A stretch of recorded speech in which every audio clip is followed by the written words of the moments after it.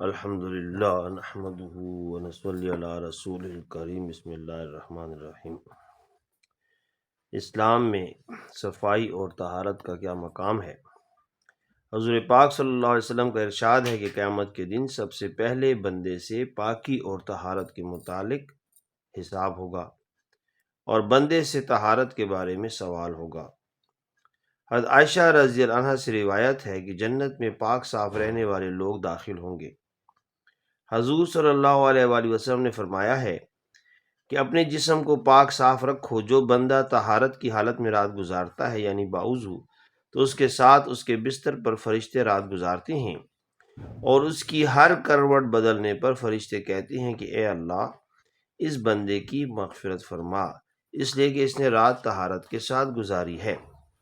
حضرت عائشہ رضی اللہ عنہ کی روایت میں ہے کہ آپ صلی اللہ علیہ وسلم نے حضرت عائشہ رضی اللہ عنہ سے فرمایا، اے عائشہ دونوں کپڑوں کو دھو لو، کیا آپ کو معلوم نہیں کہ کپڑے بھی تسبیح کرتے ہیں؟ جب صاف ستھرے ہوتے ہیں اور جب کپڑے گندے ہو جاتے ہیں تو ان کی تسبیح بند ہو جاتی ہے۔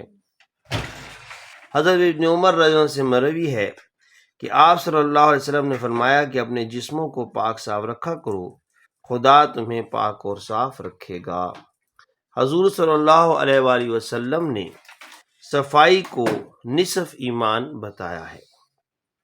قال صلی اللہ علیہ وسلم الطہور شطر الایمان۔ عبداللہ بن عمر رضی اللہ عنہ نے فرمایا ہے کہ انسانوں کی ارواح کو نیند کی حالت میں عرش کے پاس لے جا کر ان کو سجدے کا حکم ہوتا ہے۔ جو شخص پاک ہوتا ہے تو اس کی روح عرش کے نزدیک سجدہ کرتی ہے اور جو ناپاک ہوتے ہیں تو وہ عرش سے دور سجدہ کرتی ہے۔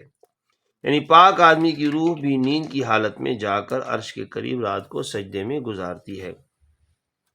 کھانے سے پہلے ہاتھوں کو دھونا اور پاک کرنا غربت کو ختم کر دیتا ہے اور کھانے کے بعد ہاتھ دھونے سے گناہ ختم ہو جاتے ہیں۔ کھانے کے بعد برتن کو صاف کرنا اور اس کو دھونا برتن بندے کے لیے اللہ تعالیٰ سے مغفرت طلب کرتے ہیں۔ ایک حدیث میں ہے کہ ہمیشہ طہارت میں رہنے سے رزق فراخ ہو جاتا ہے۔ حضور صلی اللہ علیہ وسلم کے چپل مبارک میں تھوڑی سی گندگی تھی، اللہ تعالیٰ نے اس گندگی کو دور کرنے کے لیے جبریل علیہ السلام کو آسمان سے دنیا میں بھیجا۔ صفائی کیا کرو اس لیے کہ اسلام خود بھی پاک ہے اور دوسروں کو بھی صفائی کا حکم دیتا ہے۔ ان عائشہ رضی اللہ عنہ قالت تنظف فإن الاسلام نظیف۔ صفائی بندے کو ایمان کی طرف بلاتی ہے۔ صفائی اور طہارت کی بنا پر اہل قباء پتھروں کے ساتھ استنجا کر کے پھر اپنی شرمگاہوں کو پانی سے صاف کرتے تھے، تو اللہ تعالیٰ نے شرمگاہ صاف کرنے پر ان کے ساتھ محبت کا اعلان کر دیا، اور ایک بندہ اپنے منہ کو مسواک کے ساتھ صاف کر لے جو قرآن اور ذکر الہی کا راستہ ہے، تو کیا اللہ پاک کو وہ بندہ سب سے زیادہ پسند نہ ہوگا؟ جو شخص گندگی والے راستے کی صفائی کرتے ہیں تو وہ بھی اللہ تعالیٰ کو پسند ہوتے ہیں۔ اگر ہم ذکر الہی کے راستے کو جو کہ تلاوت کا راستہ ہے اور وہ مسواک سے صاف کریں تو ہم بھی اللہ تعالیٰ کو پسند ہوں گے۔ حضرت موسیٰ اشعری رضی اللہ عنہ کو طہارت کا اس قدر خیال ہوتا تھا کہ شیشے کی بوتل وغیرہ میں پیشاب کرتے تھے اور کہتے تھے کہ بنی اسرائیل کے جسم پر اگر پیشاب کی چھینٹیں پڑ جاتی تو اس کو کینچی سے کتروا دیتے تھے۔ حضرت صرفہ بن انس رضی اللہ عنہ کی طہارت پسندی کا یہ حال تھا کہ جس گھر میں کوئی جنوب مرد یا حائضہ عورت ہوتی تھی اس کے اندر نہیں جاتے تھے۔ حضرت ابو سعید خدری رضی اللہ عنہ کے نزا کا وقت آیا تو نئے کپڑے منگا کر پہنے اور کہا کہ رسول اللہ صلی اللہ علیہ وسلم نے فرمایا ہے کہ جو شخص جس کپڑے میں مرے گا اسی میں اس کا حشر ہوگا۔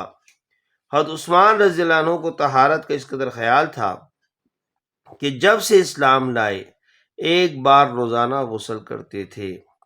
حضرت خبیب رضی اللہ عنہ کو کفار نے جب گرفتار کیا اور قتل کرنا چاہا تو انہوں نے اس آخری وقت میں سب سے پہلے اس طرح طلب کیا۔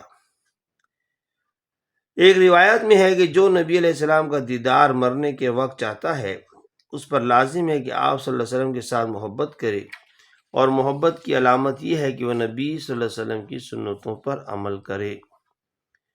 چنانچہ معلوم ہوا کہ نبی علیہ السلام اس امتی کے ساتھ ملاقات کرے گا جو نبی علیہ السلام کی سنتوں پر عمل کرتا ہے، اور جو عمل نہیں کرتا اس کے ساتھ ملاقات نبی علیہ السلام نہیں فرمائیں گے۔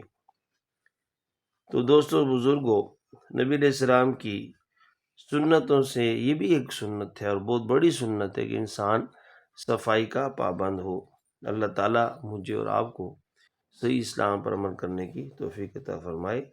جزاک اللہ خیر۔